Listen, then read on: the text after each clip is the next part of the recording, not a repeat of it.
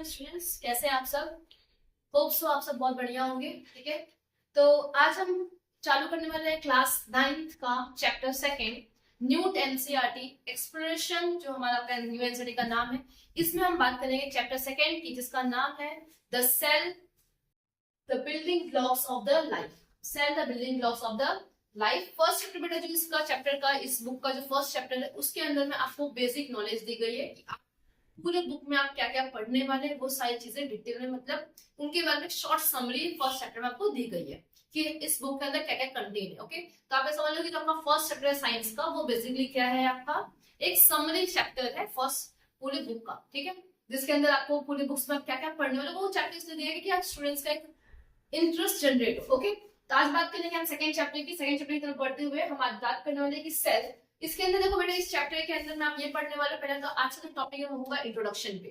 ठीक है, इंट्रोडक्शन में यानी कि इसमें आप ये पढ़ेंगे कि कुछ न्यू टर्म्स आए हुए हैं इस चैप्टर के अंदर में, कुछ रिसर्च के बारे में आप पढ़ोगे। देखो, ये आपका साइंस का फर्स्ट चैप्टर है जो बायोलॉजी के अंदर में आता है। तो इस सेल चैप्टर के अंदर में आप ये पढ़ने वाले हो कि सेल जो है वो आया कैसे। नाम दो सेल, जो नेम है जो सेल, वो सेल ही नाम क्यों पड़ा, उसका रीजन क्या था। ठीक है, सेकंड बहुत बड़ा क्वेश्चन जो आज के टाइम में हर किसी के पास होता है, बेसिकली कभी ना कभी आपने भी सोचा होगा कि बहुत बार हम मजाक में भी क्वेश्चन पूछते हैं कि पहले एग आया कि पहले हैन आई, या फिर कभी पहले सीड्स आया कि पहले ट्री आया, क्योंकि विदाउट ट्री सीड्स नहीं होंगे और बिना सीड्स के ट्री नहीं होंगे।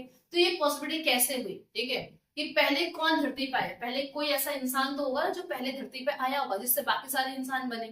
ठीक है, तो ये सारी चीजें का जो क्वेश्चन है वो इस चैप्टर के अंदर हम पढ़ने वाले हैं। तो दोस्तों फर्स्ट थिंग जो साइंस ने इस क्वेश्चन के ऊपर जब काम करना शुरू किया, तो साइंस ने ये कंसिडर किया, साइंटिस्ट लोगों ने ये बताया कि जो लाइफ है वो फर्स्ट टाइम ओरिजिन कहाँ हुआ था, वाटर में। तो बेटा वो वाटर देखो, या तो वो वाटर पॉइंट का हो सकता है, या तो लेक का हो सकता है, या तो कोई ओशियन या फिर रिवर का। ठीक है, तो ये जो पानी में, जो वाटर में जो लाइफ ओरिजिन हुआ, तो लाइफ फर्स्ट टाइम ओरिजिन कहाँ हुआ, वाटर में। The first time life origin in water. Okay, तो लाइफ वाटर में ओरिजिन हुआ था। तो देखो ये कैसे पता चला, ठीक है, ये आप कैसे कह सकते हो कि ये लाइफ ओरिजिन हुआ। तो साइंटिस्ट ने एक रिसर्च किया जिसके अंदर उन्होंने ये देखा कि हमारे यहाँ पे बहुत सारे ऐसे पॉइंट है जो क्या है, हॉट स्प्रिंग पॉइंट है। कैसे पॉइंट है, हॉट स्प्रिंग। जैसे आपको लद्दाख का बहुत फेमस पॉइंट है हमारा पंग वैली, जो हमारा बहुत फेमस पॉइंट है लद्दाख के अंदर में, आपने नाम सुना होगा पंग वैली का, राइट। ये लद्दाख के अंदर में है। ये कैसा वैली है, ये एक ऐसा वैली है जिसको हम बोलते हैं, ठीक है, जिसके अंदर में 24 मंथ जो है हमारा, 12 मंथ जो हमारा है, इसके अंदर हमेशा पानी क्या रहता है, गर्म रहता है। ये हॉट स्प्रिंग है हमारा।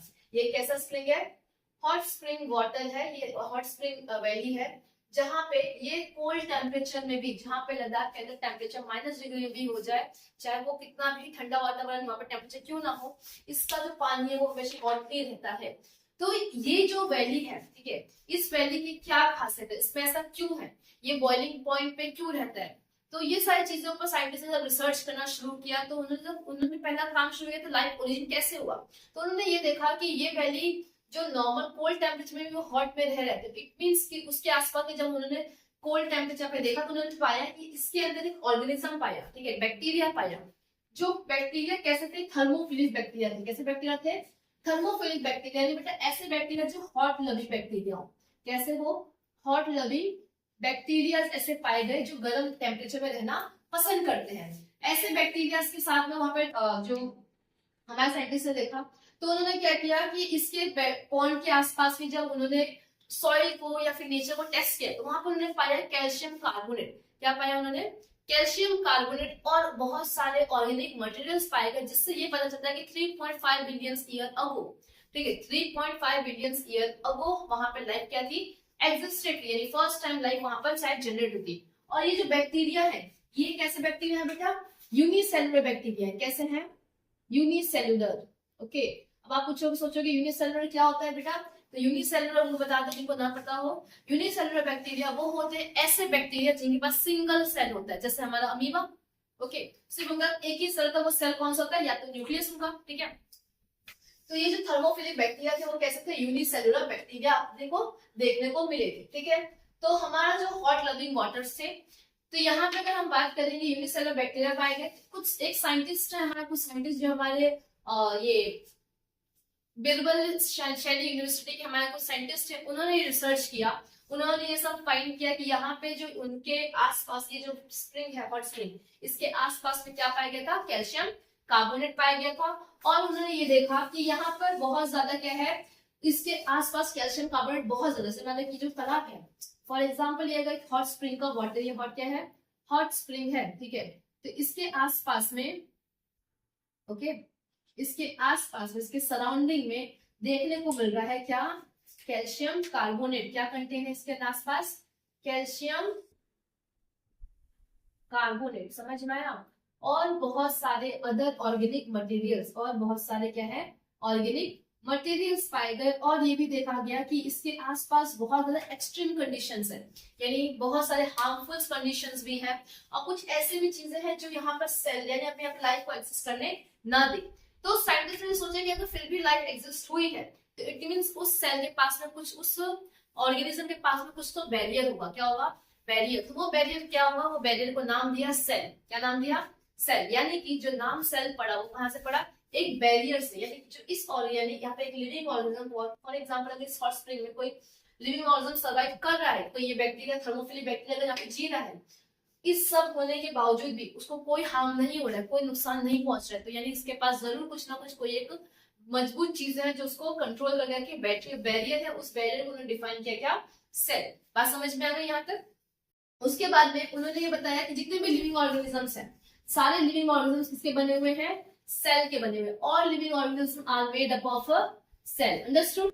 जितने भी लिविंग ऑर्गेनिजम्स हैं वो किसके बने, सेल के बने। इन्होंने ये बात बोली।